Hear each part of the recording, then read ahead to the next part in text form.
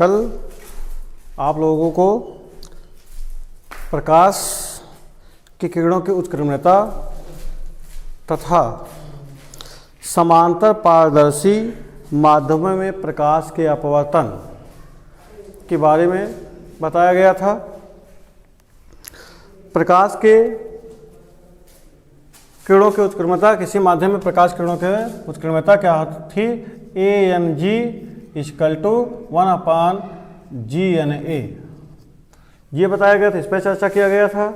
तथा आपको बताया गया था कि समांतर पारदर्शी मतलब इस प्रकार से ये आपके तीन माध्यम थे, ये वायु था, ये जल था, ये कांच और ये फिर ये वायु। ठीक, ये तीन माध्यम थे जिसमें आपको जो ये माध्यम थे तीनों कैसे हैं? समांतर माध्यम हैं। तीनों कैसे थे?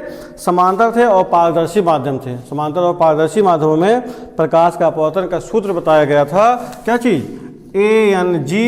ANW गुणे WNG गुणे GNA = 1 के, या इसी कहा गया था ANW मतलब ये है वायु के सापेक्ष जल का अपवर्तनांक, ये है गुणे जल के सापेक्ष कांच का अपवर्तनांक, फिर कांच के सापेक्ष यहाँ पे वायु का अपवर्तनांक, ठीक है, बराबर 1 के था। अब यहाँ पे जल के सापेक्ष कांच का अपवर्तनांक बराबर आपको बताया गया था 1/ANW गुणे GNA, और फिर बताया गया था क्या चीज? WNG = 1/ANW गुणे आपको बताया 1/GNA। कहाँ से? इस वाले सूत्र से आपको क्या बताया गया था? GNA हो जाएगा। अब ये ऊपर चला जाएगा तो आप हो जाएगा क्या चीज? ये हो जाएगा ANG, इस वाले सूत्र से ना ANG हो जाएगा, तो यहाँ आप हो जाएगा WNG = ANG/ANW। ठीक, कहने का मतलब जल के सापेक्ष कांच का अपवर्तनांक बराबर हो जाएगा वायु के सापेक्ष कांच का अपवर्तनांक बटे वायु के सापेक्ष जल का अपवर्तनांक। ठीक, इस बारे में चर्चा किया गया था। अब आगे इसमें चर्चा, इसी क्रम को बढ़ाते हुए चर्चा करते हैं क्रांतिक कोण तथा पूर्ण आंतरिक परावर्तन। क्रांतिक कोण तथा पूर्ण आंतरिक परावर्तन। अब क्रांतिक कोण क्या चीज होता है? देखिए, क्रांतिक कोण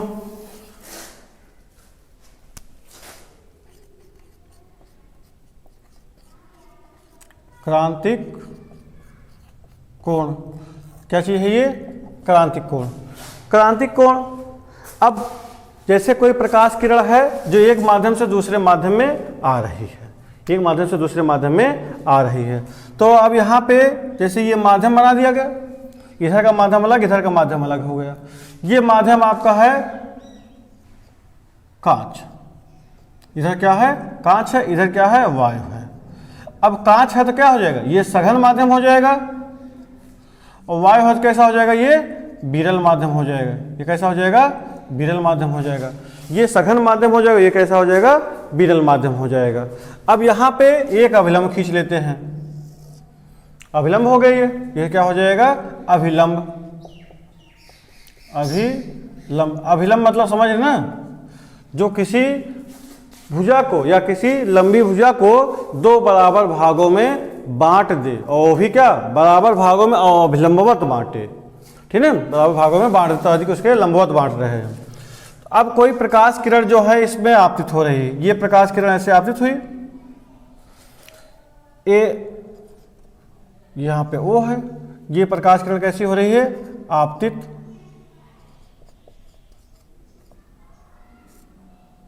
आपतित है किरण, ये हो रही है आपतित किरण।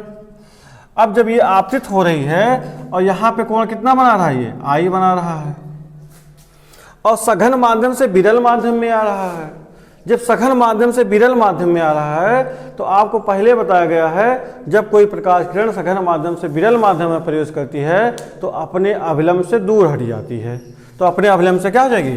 दूर हट जाएगी। ये जैसे आ रही है तो अपने अभिलंब से दूर हट जाएगी, इधर आ गई, ये इधर आ गई। ठीक, ये कौन सी किरण हो जाएगी? अपवर्तित किरण हो जाएगी।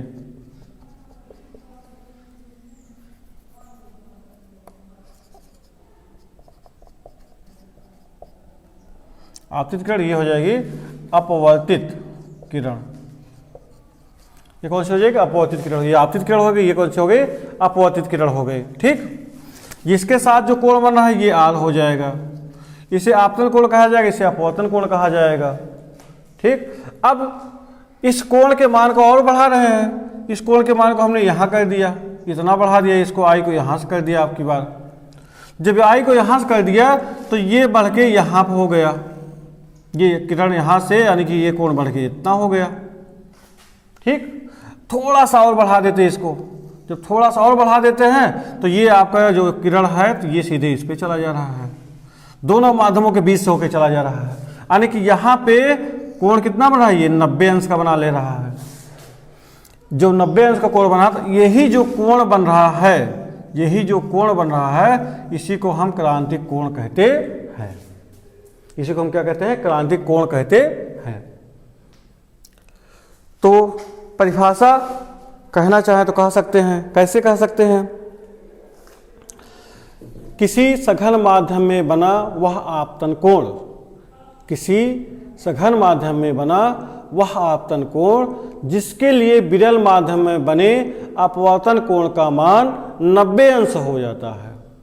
किसी सघन माध्यम में बना वह आपतन कोण, किसी सघन माध्यम में बना वह आपतन कोण जिसके लिए विरल माध्यम में बने कोण का मान 90 अंश हो जाता है, या विरल माध्यम में बने कोण का 90 अंश होता है, पूर्ण क्या नाम है? क्रांतिक कोण कहलाता है। क्या कहलाता है? क्रांतिक कोण कहलाता है।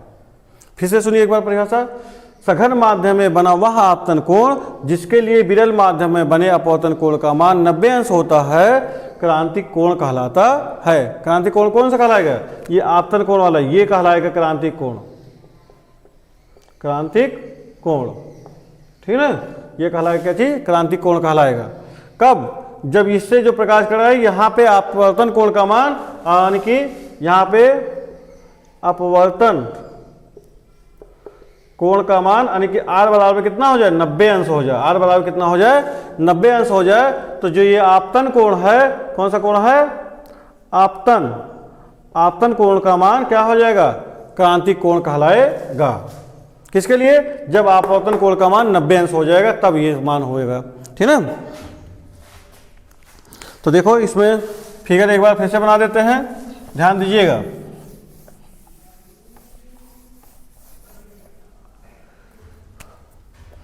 समझ में आ गई बात? यहाँ पे देखो अभिलंब है, ये एक प्रकाश किरण ये आ रहा है, ये आया और यहाँ से सीधे ऐसे निकल जा रहा है, इस पे से सीधे होते हुए ऐसे निकल जा रहा है। ये कोण है रहा क्या चीज? आई।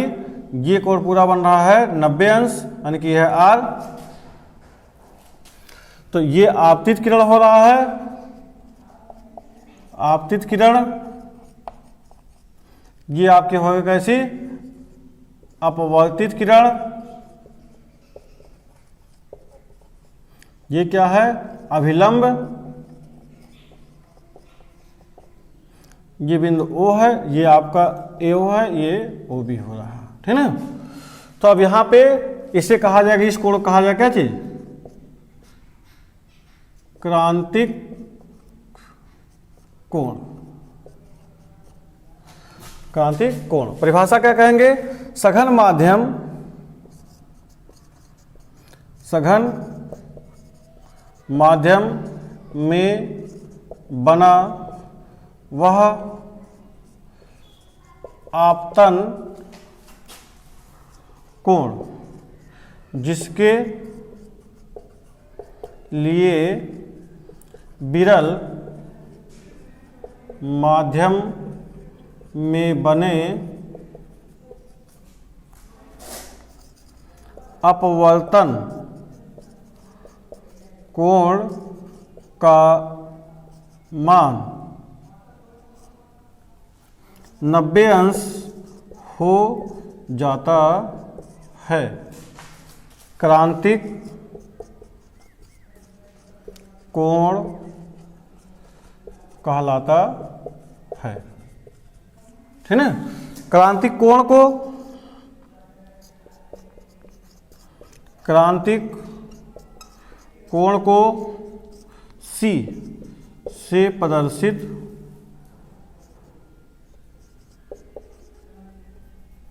सी से व्यक्त कर दो, व्यक्त करते हैं या प्रदर्शित करते हैं। ये क्रांतिक कोण हो गया, ठीक ना। ये क्या चीज़ हो गया? क्रांतिक कोण हो गया। अब अपवर्तनांक और क्रांतिक कोण में संबंध, या इसके पहले क्रांतिक कोण में संबंध से पहले एक चीज और देख लो इसी पे। क्या चीज? पूर्ण आंतरिक परावर्तन। पूर्ण आंतरिक परावर्तन, परिभाषा समझ में आ गया ना? लिख लेंगे ना सब लोग? ठीक। पूर्ण आंतरिक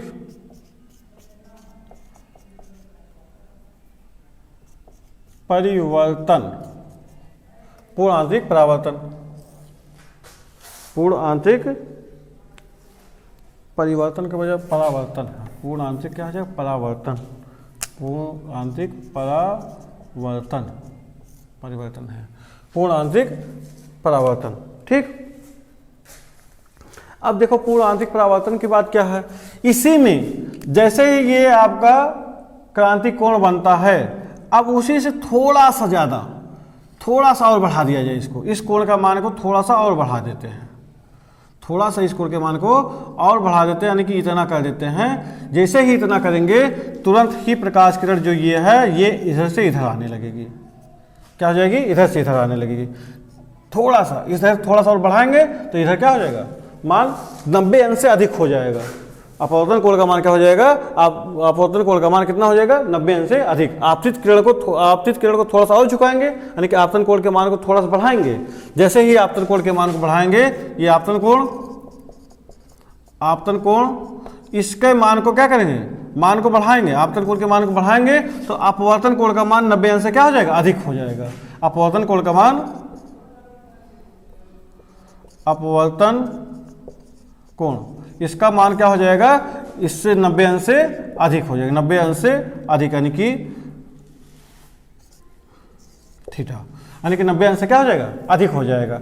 जब इसका 90 अंश से अधिक हो जाएगा मान, तो उस घटना को पूर्ण आंतरिक परावर्तन कहा जाता है। उस घटना को हम क्या कहते हैं? पूर्ण आंतरिक परावर्तन कहते हैं।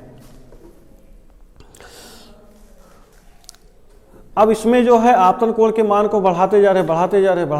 जब बढ़ाते जाते तो एक सीमा ऐसी आती है जहाँ पे हमको वह कोण का मान, यानी कि जो अपवर्तित किरण है जिस माध्यम से आ रही थी उसी माध्यम में अपवर्तित होने लगी।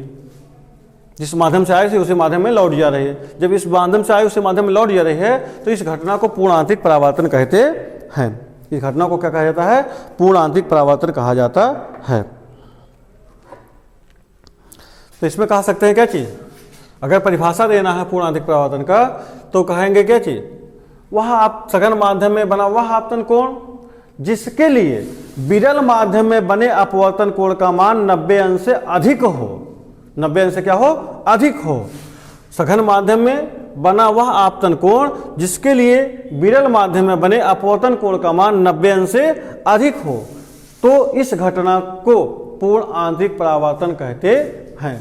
अगर ऐसा हो रहा है तो जो घटना हो रही है ये, उसे क्या कहा? पूर्ण आंतरिक परावर्तन कहा जाता है। ठीक। पूर्ण आंतरिक परावर्तन के लिए दो शर्त होती हैं। पहला शर्त होता है प्रकाश सघन माध्यम से विरल माध्यम में आए। पूर्ण आंतरिक परावर्तन के लिए दो शर्तें होती हैं। पहले शर्त क्या होती है? प्रकाश सघन माध्यम से विरल माध्यम में प्राप्त हो और आपतन कोण का मान क्रांतिक कोण से बड़ा हो। पूर्ण आंतरिक परावर्तन के लिए समझ में आ गया ना? ये चीज समझ में आया कि नहीं? ठीक, फिर समझ में आ गया, बहुत अच्छी बात है। पूर्ण आंतरिक परावर्तन के लिए शर्त क्या होनी चाहिए? पहली शर्त होनी चाहिए प्रकाश किरण सघन माध्यम से विरल माध्यम में प्रवेश कर।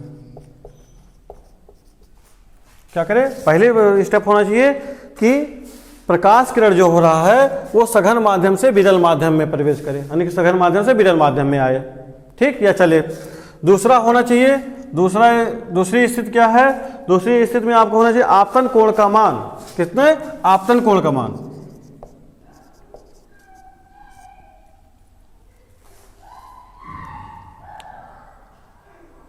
आपतन कोण का मान क्रांतिक कोण से अधिक हो। क्या हो? अधिक हो। आपतन कोण का मान क्रांतिक कोण के मान से क्या हो? अधिक हो, ठीक है, या बड़ा हो कह सकते हैं। आपतन कोण का मान क्रांतिक कोण के मान से कैसा होना चाहिए? बड़ा होना चाहिए। ठीक, अब देखो इसमें अगली हेडिंग है, ये दो शर्तें हैं, दो शर्तों को ही फॉलो करेगा तो आपका पूर्ण आंतरिक परावर्तन होगा, ठीक है ना। आप पूर्ण आंतरिक परावर्तन की घटना रेगिस्तान में देख सकते हैं। रेगिस्तान की मारीचिका होती है, हीरे में जो आपका होता है अत्यधिक चमक होता है हीरे में, वहाँ पे पूर्ण आंतरिक परावर्तन की घटना होती है। और उसके बाद पानी के बीकर में रखी परखनली चमकदार दिखाई देती है, या टूटा हुआ शीशा चमकदार दिखाई देता है। ठीक, जो कांच में दरार पड़ जाती है, टूट जाता है, वो दरार देखिए आप चमकदार दिखाई देता है, ठीक है। ये सब किसके कारण? ये सब पूर्ण आंतरिक परावर्तन की घटना के कारण है। ये सब कैसे है? पूर्ण आंतरिक परावर्तन की घटना के कारण है।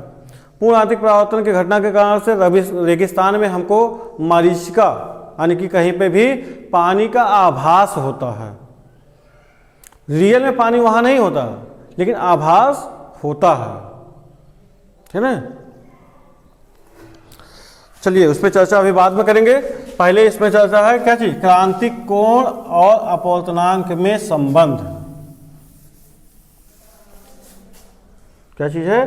अपवर्तनांक, अपवर्तनांक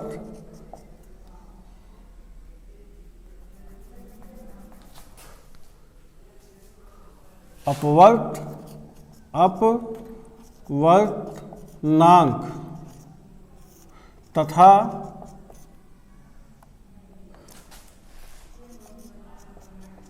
क्रांतिक कोण में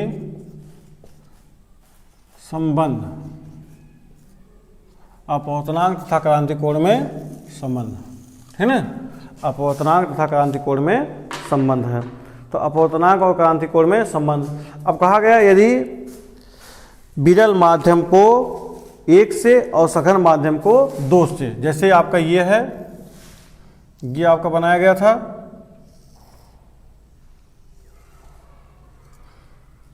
ये आपतित किरण था,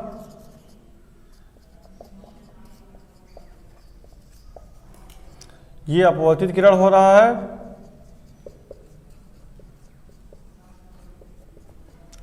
यहाँ R बराबर कितना? 90 अंश, यहाँ पे I है, ये आपका है आपतन कोण, और ये है अपवर्तन कोण। ये कितना है? आपतन कोण, ये है क्या है? अपवर्तन कोण है, ठीक। तो अब यहाँ पे, और ये क्या है? अभिलंब है, ये अभिलंब है आपका। तो अब देखिए प्रकाश किरण एक माध्यम से दूसरे माध्यम में आ रही है। जब एक माध्यम से दूसरे माध्यम में आ रही है तो आपको ये आपका इधर वाला माना गया, ये आपका सघन माध्यम है। कैसा है? ये सघन माध्यम है। तो ये कैसा है? विरल माध्यम है। ये आपका विरल माध्यम है, ये सघन माध्यम, ये विरल माध्यम है। तो प्रकाश किरण को ये जो आ है, ये एक माध्यम से दूसरे माध्यम में आ रही है, सघन माध्यम से दूसरे विरल माध्यम में। तो अगर इसको हम मान लें, सघन माध्यम को कांच मान लें और इसको मान लें क्या चीज? वायु मान लें।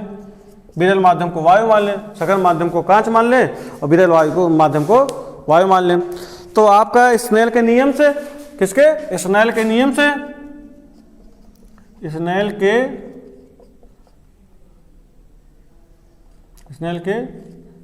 नियम से, स्नेल के नियम से हम देखते हैं कि सघन माध्यम से विरल माध्यम में जब कोई प्रकाश किरण आ रहा है तो अपने अवलंब से दूर हट जाता है।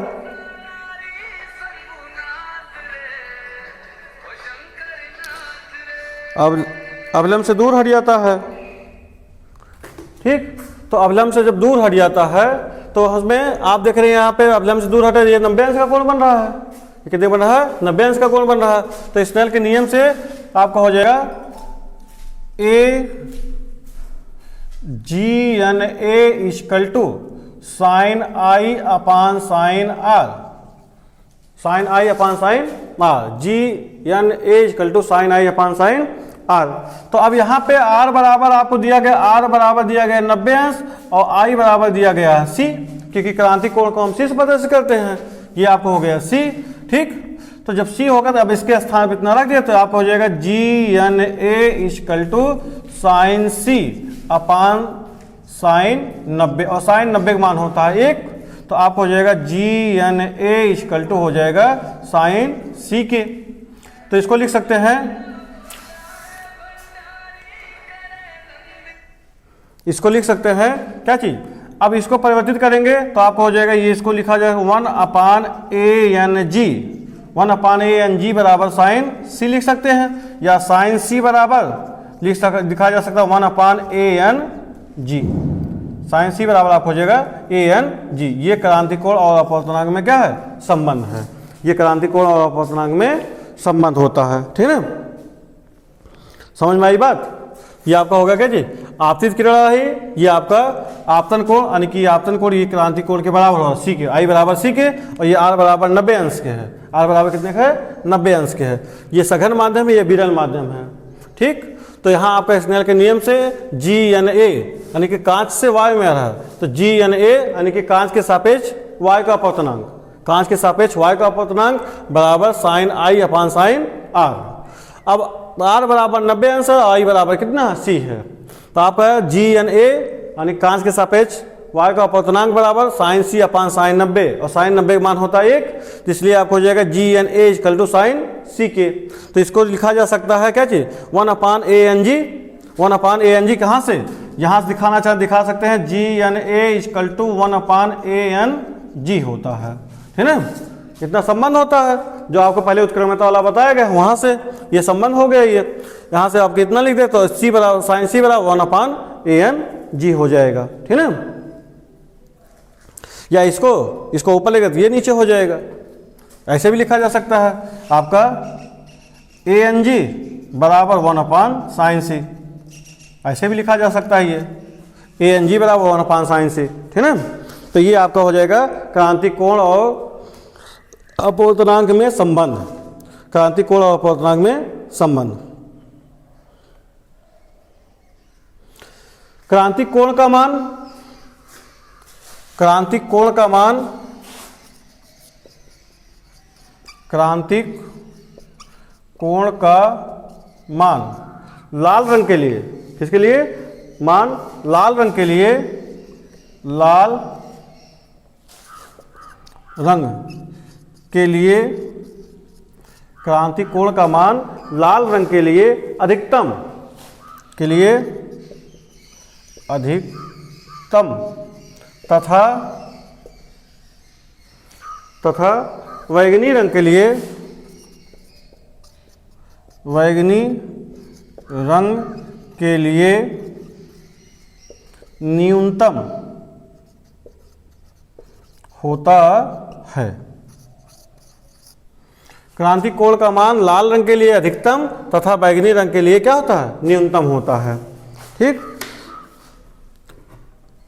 माध्यम का अपवर्तनांक लाल रंग के लिए, और अगर माध्यम का अपवर्तनांक देखा जाए, यहीं पर लिख देते हैं माध्यम का अपवर्तनांक, माध्यम का अपवर्तनांक लाल रंग के लिए, लाल रंग के लिए न्यूनतम तथा बैंगनी रंग के लिए अधिकतम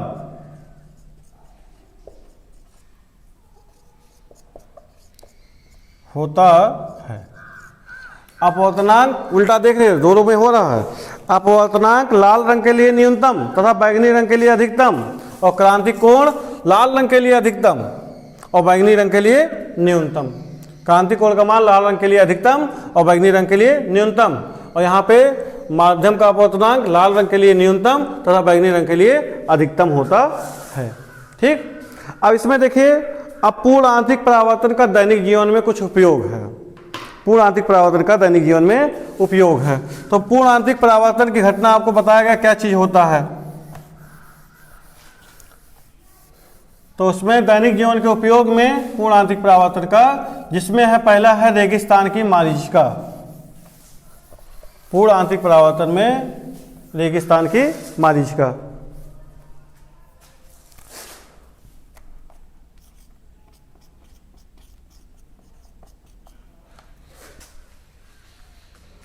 रेगिस्तान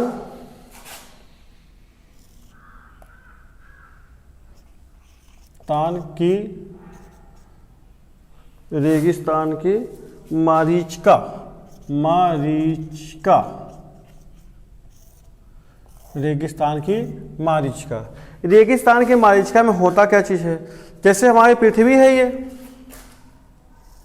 हमारी पृथ्वी ये है, यहाँ पे रेगिस्तान में आपको देखने को मिलेगा ढेर सारे ऐसे क्या है, रेगिस्तान में रेत है, ये रेत के कण हैं जो ढेर सारे हैं, जो उष्मा का सुचालक होता है, बहुत अच्छा अवशोषक कहा जाता है और बहुत अच्छा उत्सर्जक भी है।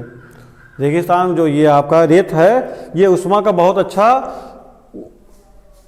उत्सर्जक भी है और बहुत अच्छा क्या है, अवशोषक भी है। अवशोषक भी है और क्या है, उत्सर्जक भी है। तो सूर्य का प्रकाश जैसे निकला, इस किरणों इन पे पड़ा, इन कणों पे पड़ा, इन कणों के संपर्क में पहले से वायु है, हवा है, तो जैसे ही इन पे पड़ेगा तुरंत ही क्या हो जाएगा, वायु गर्म होगी, और वायु गर्म होगी तो हल्की होगी, हल्की होगी तो ऊपर उठेगी, तो यहाँ पे इनकी दूरी, बीच की दूरी क्या हो जाएगी, ज़्यादा हो जाएगी, ये दूरी ज़्यादा होगी। और जैसे जैसे हम ऊपर जाएंगे वैसे वैसे इनकी बीच की दूरी कम होती चली जाएगी, वैसे वैसे इनकी बीच की दूरी कम होती चली, यानी कि वायु में सघनता आती जाएगी। इधर का माध्यम कैसा होता जाएगा, सघन हो जाएगा, यहाँ क्या हो जाएगा, विरल हो जाएगा। यहाँ सघन हो जाएगा, यहाँ क्या हो जाएगा, विरल हो जाएगा। अब यहीं पे अगर मान लेते हैं कोई वृक्ष है,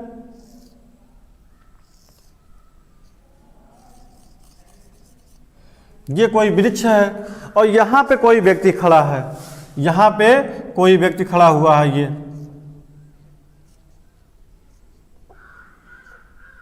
यहाँ पे कोई व्यक्ति खड़ा जो देख रहा है, इस वृक्ष के ऊपर देख रहा है।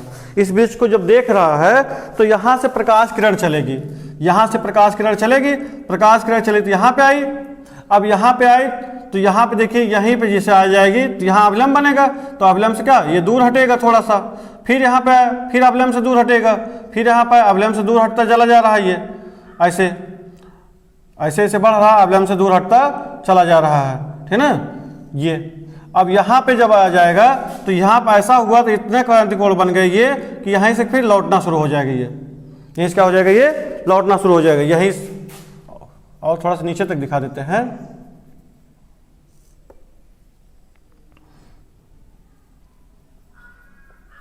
ये थोड़ा सा यहाँ से फिर यहाँ पे आएगा, यहाँ से फिर और नीचे यहाँ पे, फिर यहाँ पे ऐसे, यहाँ पे ऐसे, यहाँ से यहाँ पे आ जाएगा। अब यहाँ से आ जाए तो यहाँ से क्या हो जाएगा, उसका लौटना शुरू हो जाएगा, यहाँ चला जाएगा, यहाँ से फिर यहाँ पे उसके नेत्र पे पहुँच जाएगा।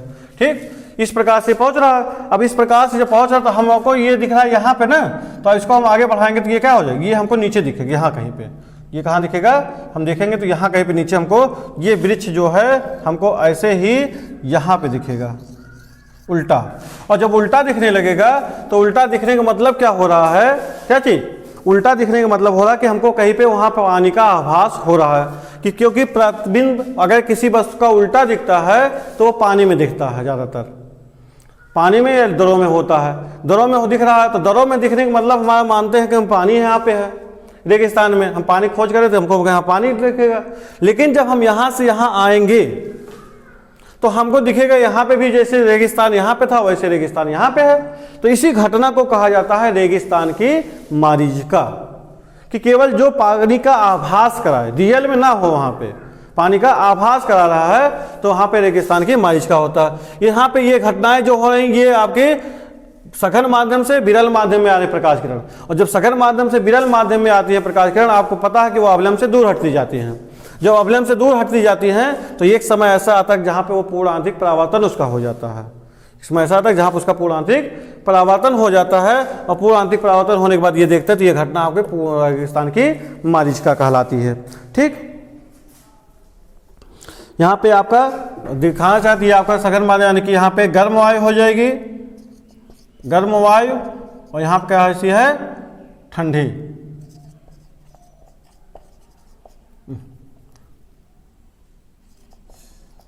ठंडी वायु, यहाँ पे ठंडी वायु है, यहाँ पे गर्म वायु हो रही है। ठीक है, तो ये इस प्रकार के रेगिस्तान की मारीचिका होती है। इसी प्रकार से कांच में पड़ी दरार का चमकना, कांच में आप देखते हैं इससे कांच का टुकड़ा है पूरा, सही है, ये पूरा कांच का टुकड़ा है, इसमें आप देखते हैं तो कभी कभी ऐसे दरार पड़ जाती है, टूट जाता है शीशा। तो ये शीशा जब टूट जाता है तो ऐसे ऐसे ही ऐसे टूटता है, ये टूट जाता है, तो इसके बीच में हल्की से एकदम चमकदार एक लकीर दिखाई दे रही है, चमकदार एकदम से लकीर दिखाई दे रही है, ये चमकदार लकीर दिखाई देती है।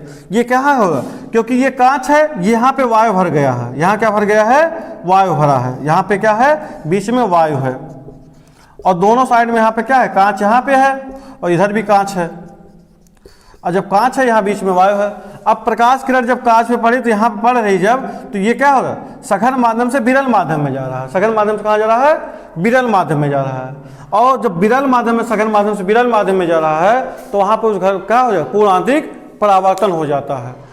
क्या हो जाता है, पूर्ण आंतरिक परावर्तन हो जाता है, जिसके कारण से यहाँ पे ये हमको क्या होता है, चमकदार दिखाई देने लगता है, जिसके कारण से ये दरार जो होती है हमको चमकदार दिखाई देने लगती है। अब हीरे का जो है, हीरा आप देखा होंगे, हीरे में आपका ऐसे, हीरा अगर आपका ऐसे गोल सा है तो इसमें आप देखेंगे ऐसे डिजाइन, ऐसे ऐसे ऐसे ऐसे पूरा गोल सा ऐसे ऐसे सब बना होता ना हीरे में, ऐसे चारों तरफ से ऐसे, चारों तरफ से ऐसे दिखाई देगा आपको हीरा कटा हुआ, ऐसे कटा हुआ विभिन्न आकृतियों में हीरा आपको विभिन्न आकृतियों में कटा हुआ दिखाई देता है।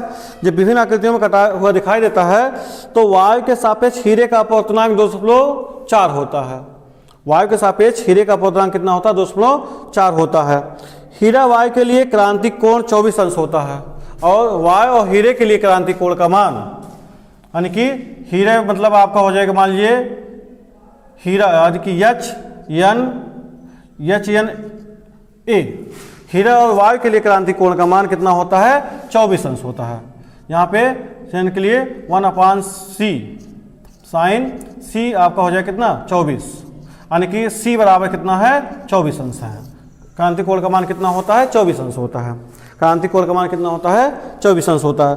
जब कोई प्रकाश किरण कटे हुए भाग पे हीरे में प्रवेश कर जाता है, कोई भी कटे हुए भाग से प्रकाश क्या होता है, इसमें प्रवेश कर जाता है, इस कटे हुए भाग से हीरे में ये प्रकाश प्रवेश कर रहा है, तो जब प्रवेश कर जाता है तो वह उसके भीतर विभिन्न तलों से टकरा के भीतर ही पूर्ण आंतरिक परावर्तन होता रहता है। अब इसमें जब प्रवेश कर गया तो इसके ही भाग से, जैसे यहाँ टकराया, यहाँ से फिर यहाँ टकराया, यहाँ टकराया, यहाँ से यहाँ टकराया, ऐसे टकरा, ऐसे ही प्रकाश इसी में टकरा रहा है, बार बार ऐसे ऐसे इसी में टकरा रहा है, और तब तक टकराता रहेगा जब तक उसका पुनः फिर आपतन कोण 24 अंश से कम ना हो जाए, तब तक वो टकराता रहे जब तक किसी तल का आपतन कोण का मान 24 अंश से कम ना हो जाए, और जब कम हो जाए तभी वो प्रकाश बाहर निकल पाएगा, अन्यथा उसी में टकराता है, जिसके कारण से हीरा हमको क्या होता है, चमकदार दिखाई देने लगता है, जिससे हीरा हमें चमकदार दिखाई देने लगता है। ठीक है ना, तो इस प्रकार के कई एग्जाम्पल हैं, आप पढ़ लीजिएगा अपनी बुक में। ठीक, इसी प्रकार से एक होता है ठंडे प्रदेश की मारीचिका। ठंडे प्रदेश की मारीचिका में होता है ऊपर की वायु गर्म हो गई, जैसे यहाँ पे आपको दिखाएगा नीचे की वायु गर्म, वैसे उसमें ऊपर की वायु गर्म हो जाती है और नीचे की वायु ठंडी रहती है, जिसके कारण से अगर कोई पानी में जहाज है वो हमको क्या होता है, आसमान से ऐसे उल्टा दिखाई देता है, आसमान में उल्टा दिखाई देने लगता है। तो इसे कहा जाता है क्या चीज, रेगिस्तान की ठंडे प्रदेश की मारीचिका, उसे कहते हैं क्या चीज, ठंडे प्रदेश की मारीचिका। आज यहीं तक, अगले वीडियो में फिर मिलेंगे, तब तक के लिए आपको धन्यवाद।